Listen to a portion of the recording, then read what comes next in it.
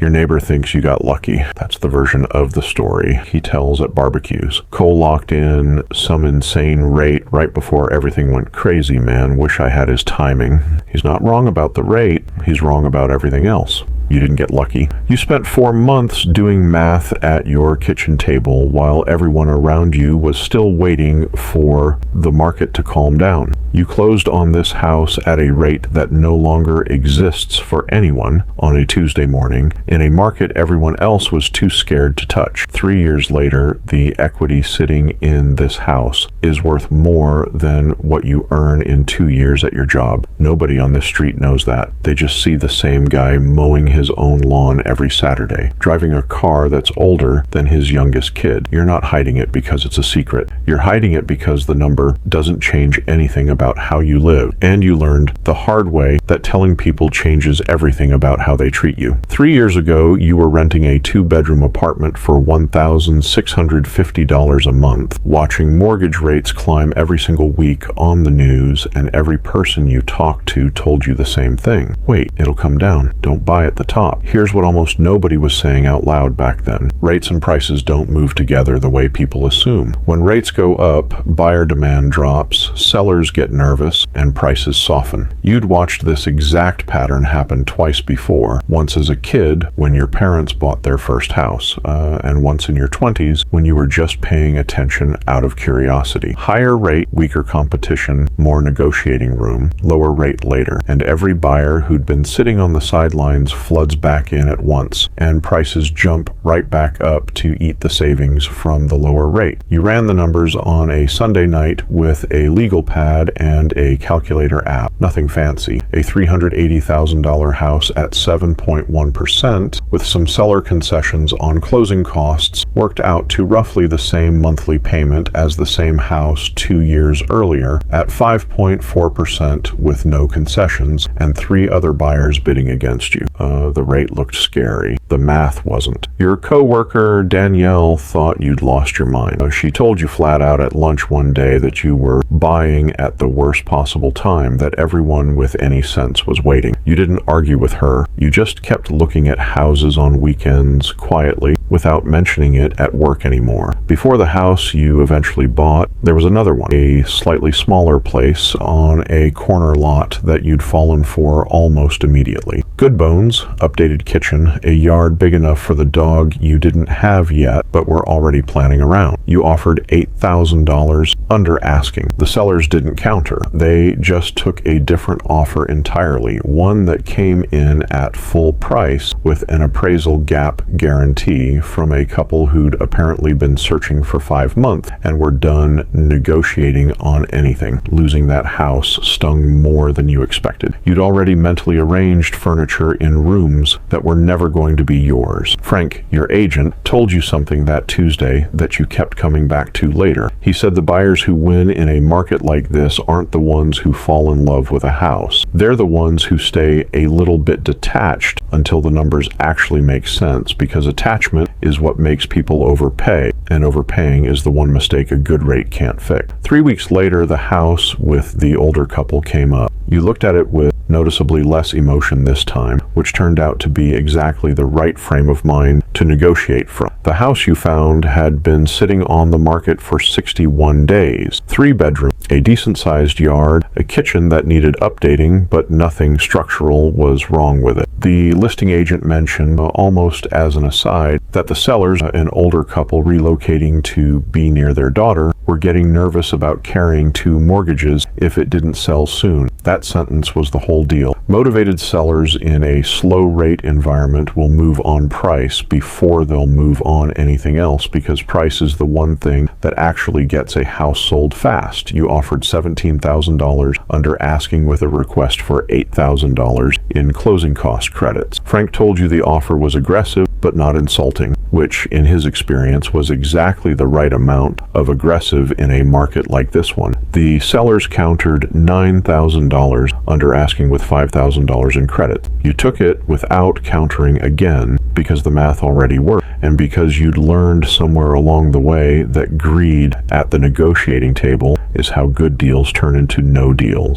You locked your rate the day the appraisal came back clean, 7.1%, 30-year fixed, on a Tuesday morning in a lender's office that smelled like burnt coffee. The loan officer, a woman named Patrice, mentioned that rate had actually ticked up 1/8 of a point that same morning before you'd walked in. You'd caught the window by about 90 minutes. Here's the part that never makes it into the story people hear later because it doesn't fit the "he got lucky" narrative your neighbor prefers. 11 days before closing, your lender flagged an issue with your file, a discrepancy between your reported income and what showed up on one of your pay stubs because you'd picked up a short-term contract gig 4 months earlier that hadn't been reported consistently. Underwriting froze the file. Patrice called on a Thursday afternoon and told you, in the careful tone people use when they're about to say something you don't want to hear, that the loan might not close on schedule. You spent the next 6 days doing something most people never think to do. You called the underwriter's office directly, not to argue, just to ask exactly what documentation would resolve the discrepancy. You got a letter from the contract client confirming the dates.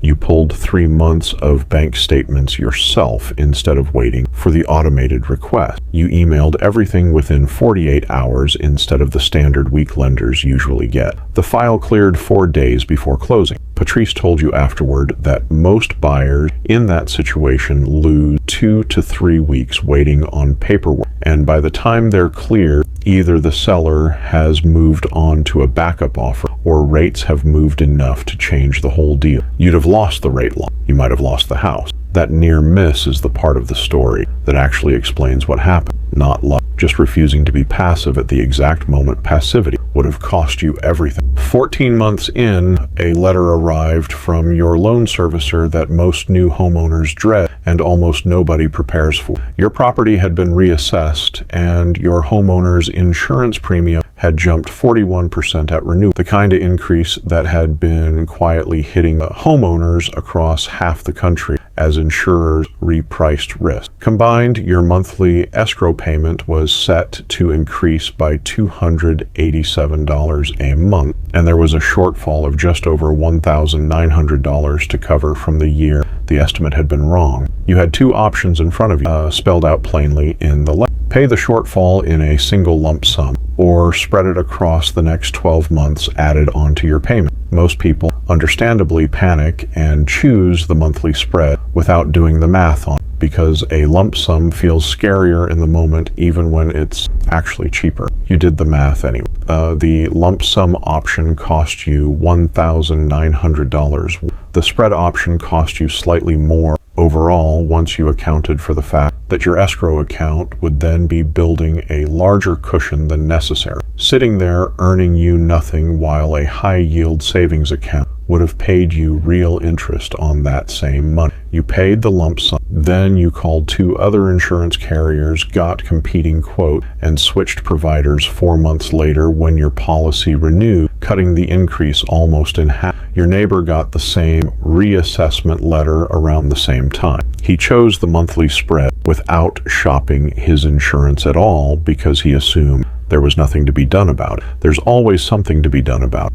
Most people just never make the 2 phone calls required to find out. Your car is a 2016 Corolla with cloth seats and a check engine light that comes on intermittently for a sensor issue you've decided isn't worth the diagnostic fee to chase down. You still buy groceries with a list. Your kitchen still has the same laminate counters the house came with because replacing them was never the priority. The equity in this house right now, based on what comparable homes on your street have sold for in the last 4 months, is somewhere north of $140,000 above what you owe. That number exists on paper, invisible, sitting quietly underneath a house that looks from the street, exactly like every other house on the block. Your neighbor 2 doors down bought his house 8 months after you bought yours. Same floor plan almost, at 7.6% because rates had ticked up slightly by then, and he still likes to bring up your rate at the mailbox sometimes, half joke, like it's the punchline of a story he tells about himself. He has no idea the gap between his equity and yours isn't really about the rate difference. It's about the 11 days you spent chasing down bank statements, while most people would have just waited for the phone to ring, and the 2 phone calls you made about insurance that he never bothered. At a neighborhood barbecue last summer, someone asked what the house was worth now. You said you honestly didn't check very often, which was mostly true, and definitely not the kind of answer that invites a follow-up question. People stopped asking after that. It's a useful sentence. It ends conversations without ending them awkwardly. Your brother-in-law, Trent, has been renting the same 1-bedroom apartment for 6 years, watching rate the same way you did, except he's still waiting for them to come down before he'll even start looking. Every family dinner, the topic comes up, and every time he says the same thing. Once rates drop, he'll get serious. 8 months ago, he asked if you'd co-sign a loan for him because his debt-to-income ratio was borderline,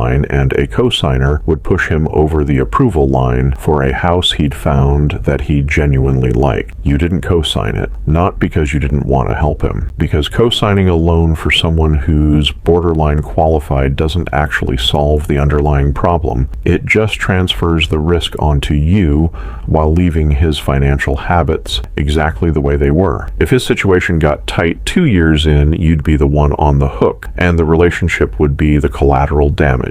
Instead, you spent 3 Saturday afternoons going through his actual numbers with him, found $340 a month in subscriptions and financing payments he'd forgotten he was even paying for, helped him understand that his real problem wasn't the rate environment at all. It was that 11 months earlier he'd financed a truck he didn't need, and that single payment was quietly wrecking his approval odds more than any interest rate ever could. He sold the truck 4 months later, bought a used sedan outright with the proceeds. His debt-to-income ratio improved enough that he qualified on his own, no cosigner needed. 6 weeks after that, he called you the night his offer got accepted and said something that stuck with you. He said he'd spent years blaming the rate environment for a problem that was actually sitting in his own driveway the whole time. You never brought up the co-signing conversation again. He never fully realized that saying no to that request was the actual help, not the refusal you'd expected him to resent. 18 months after you closed, rates dipped briefly, and every finance account you followed online was suddenly flooded with refinance ads. Your loan officer even called to check if you wanted to explore it. You ran the numbers again the same way you had the first time. The dip wasn't large enough to offset the closing cost of a new loan within a reasonable time frame, not even close. Refinancing at that moment would have cost you almost as much as it saved over the following 4 years. You said no, kept the 7.1%. Everyone around you assumed you'd jump at any lower number without checking whether the math actually supported it, because that's what the ads are designed to make you assume. The rate isn't the point. The math underneath the rate is the point. Most people never separate the two. The appraisal update arrived last month, a routine document from a refinance inquiry you'd requested purely out of curiosity, nothing more. You opened it, standing at your kitchen counter on an ordinary Wednesday evening, still in your work clothes, a load of laundry running in the other room. Current estimated value, $547,000. Remaining mortgage balance, $358,000. Equity, $189,000. You read the number twice. Set the phone down on the counter next to a stack of mail you hadn't sorted yet. The dryer buzzed in the other room. You went and switched the load over to it without really thinking about the number anymore. That's the part nobody prepares you for. You expect some kind of internal shift, a sense that something has changed. What you actually get is a Wednesday evening and a load of laundry that needs switching. The number is real. The house around it stays exactly the same. Your neighbor still brings up your rate at the mailbox sometime. You still just laugh and agree you got lucky, because it's easier than explaining 11 days of bank statements and an underwriter's office and a rate lock caught by 90 minutes on a Tuesday morning nobody else remembers. Your neighbor thinks you got lucky. He's not wrong about the rate. He's wrong about everything else. You mow your own lawn every Saturday, same as always. You drive the same Corolla with the check engine light you've decided not to chase down. Nobody on this street knows what the appraisal said last month, and nobody's going to find out from you. The house looks exactly like every other house on the block. That was always the